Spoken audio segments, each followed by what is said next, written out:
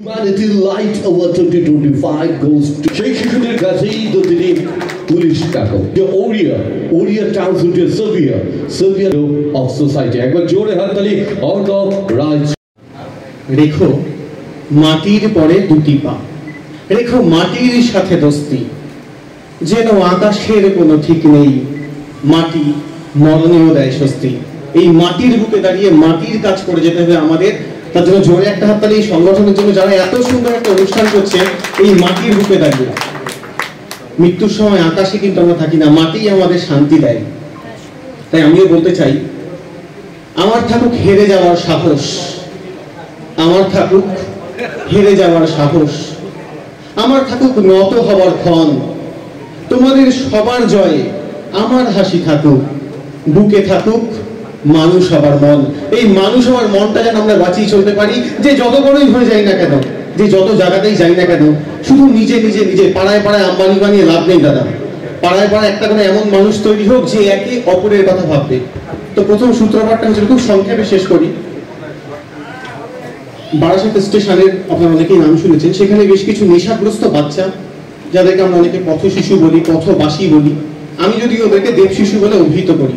তো এই দেব শিশু বাচ্চাদের যখন আমি স্কুল লাইফে পড়ি, তখন আমি পুলিশে আসিনি, তখন আমি একদম স্কুলের স্টুডেন্ট।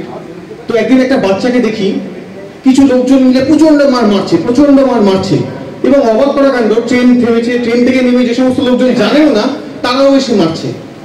তা বাচ্চাটার অপরাধ ছিল একটা পাউরুটি চুরি করেছিল, কারণ ও 3 দিন খায়নি। সেদিনটা আমার চোখকে নাড়িয়ে দেয়।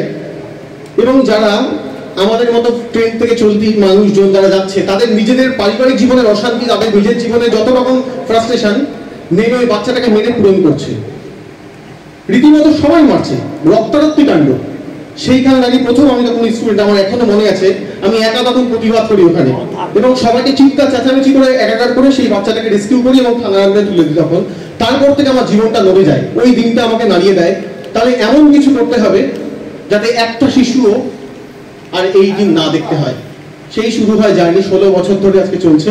আমরা একটা স্কুল করেছি, নাম দিয়েছি প্রজাপতির পাঠশালা, যেখানে দেব শিশু বাচ্চাদেরকে আমি চেষ্টা করি ওদেরকে নাচ, গান, আবৃত্তি, কবিতা, মেডিটেশন, যোগব্যায়াম, মেকআপের কোর্স শেখানো, এবং অবশ্যই নেশাগ্রস্ত যেহেতু ওরা, তার একটা কাউন্সিলিং এবং পড়াশুনো। আপনারা শুনলে অবাক হবে যে 13 জন এবারে মাধ্যমিক পাস করেছে।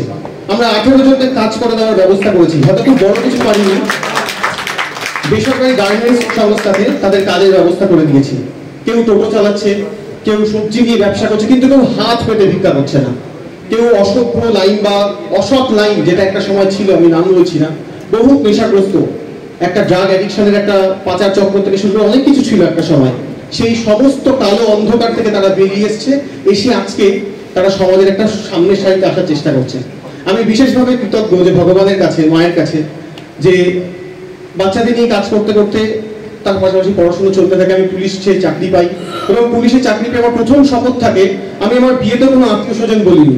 ওই স্টেশনে দেব শিশু বাচ্চারাই আমার সাথে বরযাত্রী গেছিল, এবং কাউকে বলিনি। কেউ এসে বলবে নুন কম, তেল কম, ঝাল কম, মানুষও তাই হয়ে গেছে। খেয়ে এসে বলবে এই তো এটা বিরিয়ানিটা ভালো হয়নি। দরকার নেই আমার দরকার সেই মানুষগুলো যারা, আপনি বিশ্বাস করবেন না, ওদের কাছে আমি বাবা, আমি মা। ওরা পাগলের মতো করতে থাকে প্রত্যেক মুহূর্তে। তখন আমি একটু যাবো, টাকা চায় না, পয়সা চায় না, কিচ্ছু চায় না, শুধু চাই একটু ভালোবাসা। অরূপ তারা গেছিল, জানে আমার এই প্রজাপতির পাঠশালাতে আমি রবীন্দ্রনাথ ঠাকুরের মতো করে চেষ্টা করেছি একটা প্রকৃতি শিক্ষার আদল করে দিতে। ওই বাচ্চাগুলো আপনি শুনলে অদ্ভুত হয়ে যাবেন। এখন ওরা ইংলিশে খুব সুন্দর করে কথা বলে, প্রত্যেকে এখন পড়াশোনা শিখছে, এবং শুধু শিখছে না, প্রত্যেক দিন 1 ঘন্টা করে ওদেরকে আমরা মেডিটেশন পড়াই। ওই মেডিটেশন করে আজকে নেশাগ্রস্ত জীবন থেকে কিন্তু ওরা সমাজের সামনের সারিতে এসছে। আমি সবার আশীর্বাদ চাইবো, সকলে দুহাত ভরে আশীর্বাদ করবেন। আমার অভিবাদন, শ্রদ্ধা জানালাম। যদি কখনো সুযোগ হয়, পুলিশ কাকু নামটাকে নিশ্চয়ই বলে দিই। এই বাচ্চাগুলো আমাকে পুলিশ কাকু বলে ডাকে, সেই জন্য আমাকে এখন গোটা রাজ্য জুড়ে সকল প্রান্তে যে কোনো জায়গায় পুলিশ কাকু বলে ডাকে। আর আমি এতে গর্ববোধ করি যে আমি কত বড় পদে গেছি, কত বড় নাম করেছি, সেটা ইম্পর্টেন্ট না। ওই বাচ্চাগুলো আমাকে যে নামে ডাকে, ওটাই আমার জীবনের শেষ। আমি চাই, দেখুন, আপনি যেদিন মারা যাবেন, 4 কোটি টাকা আপনার সঙ্গে যাবে না, 4টে মানুষের তাজ আপনার সঙ্গে যাবে। ওই 4টে মানুষকে আমাদের তুলতে হবে, যেটা এই 4টে মানুষ আমাদের যাপন করতে হবে, 4 কোটি টাকা সঙ্গে যাবে না। তো এই জীবনকে ব্রত করে পুলিশ ডিপার্টমেন্টে এসে আমি চেষ্টা করেছি এই ডিপার্টমেন্টকে এমন ভাবে যদি আরো বেশি মানবিক করা যায়, যতটুকু আমার সাধ্য হাতে ক্ষমতা আছে চেষ্টা করি এখনো মানুষকে একটু পাশে দেওয়ার, একটু হেল্প করে দেওয়ার। তাতে আমি এটুকু বিশ্বাস করি যদি আপনি ভালো কাজ করেন ভগবান ঈশ্বর আপনার সহায় হবেন। শেষ করবো একটা কবিতা বলে। যাদের দিয়েছো ভিক্ষা, যাদের দিয়েছো ভিক্ষা, করেছো চিরকাল অবহেলা, তাদের জন্যই আমাদের এই প্রজাপতির পরছাড়া। মানে ওরা এখন শুয়োপোকা জীবনে আছে, এখান থেকে আমি ওদের প্রজাপতি বানাবো, এটা হচ্ছে আমার কনসেপ্ট। তো যাদের দিয়েছো ভিক্ষা, করেছো চিরকাল অবহেলা, তাদের জন্য আমাদের এই প্রজাপতির পাঠশালা। দেখিয়ে দেবে, দেখিয়ে দেবে এই দেব শিশুরাও লড়াই কাকে বলে, নাচবে গাইবে পড়বে ওরা তোমাদের পাশে পেলে। এটা এটা এটা যদি তোমাদের সবার, এটা যদি তোমারও স্বপ্ন হয়, এসো হাত রাখো হাতে, এই সামান্য পুলিশ কাকুর সঙ্গে চলো প্রজাপতি করি একসাথে। নমস্কার, ধন্যবাদ, ভালো থাকুন। যদি কখনো মনে হয় আসার জন্য প্লিজ আসবেন। অরূপদার কাছে আমার ফোন নাম্বারও আছে, এছাড়া পুলিশ কাকু সার্চ করলেই আপনারা যে কোনো জায়গায় পেয়ে যাবেন।